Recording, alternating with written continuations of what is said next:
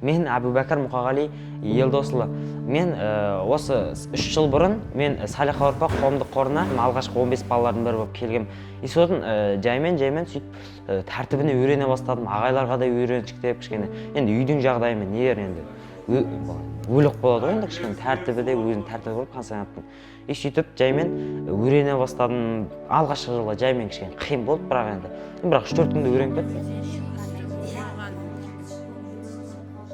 Сабақ жайына келетін болсақ, ояқта сабағында бәрі де тағы да не істелген, жағдай жасалған. Мысалы бір кітапханаға кірсең, өңкей кітаптар бәрі тұрады. Бос уақытымызда кітап оқыдық. Сосын ағайлар айтады, көбінесе кітап оқыңдар, ол адам миына пайдалы, миларыңыз память көбейеді деп айтты. Сол одан кейін жаймен сөйтіп, одан кейін кітаптан бұрын қол өнерге не істедік, дайындадық. Бір өзіміздің ағайымыз болды. Солармен жасап, кәдімгі жұмыс істеп, өзіміз астаума сондай сондайлар жасап, тамақ салатын жесің. Сондай жасап, ағайлар айтты, сендер осын жақсылап жасап, өздеріңе арнайы не әкелеміз дейді. Сөйтіп бәрін жасап бітсек, бәрін арнайы жасасақ, сорт сатып, аналарыңа ақшалай көмек береміз деді. Біз вообще қуандық ондай кезде.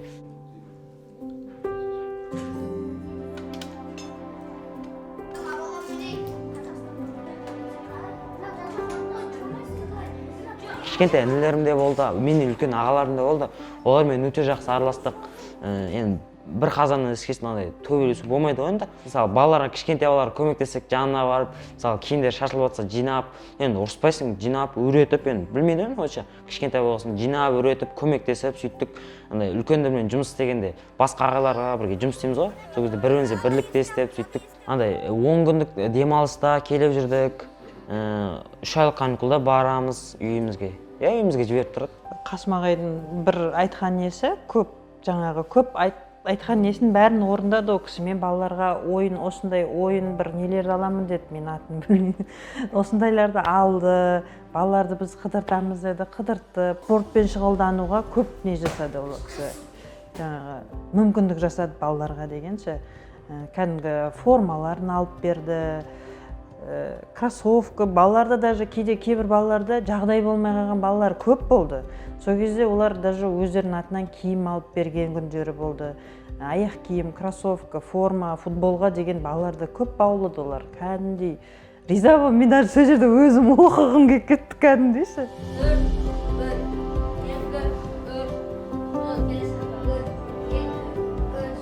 Таңертең тұрамыз, сағат 6:30 таман тұрамыз. Бәріне тамақтайды, одан біз кетіп қалған соң түсімен бір уборка жасап, пансионат тазалайды, тазалық болады. И сосын біз түске таман сабақтан келеміз, одан кейін чай тамақ ішеміз да, одан кейін апайларға, ағайларға көмектесеміз. Одан кейін үйірме болады, үйірмеге қатысамыз. Одан кейін сағат 6-5-терге таман сабақ 2 сағат сабақ оқыдық.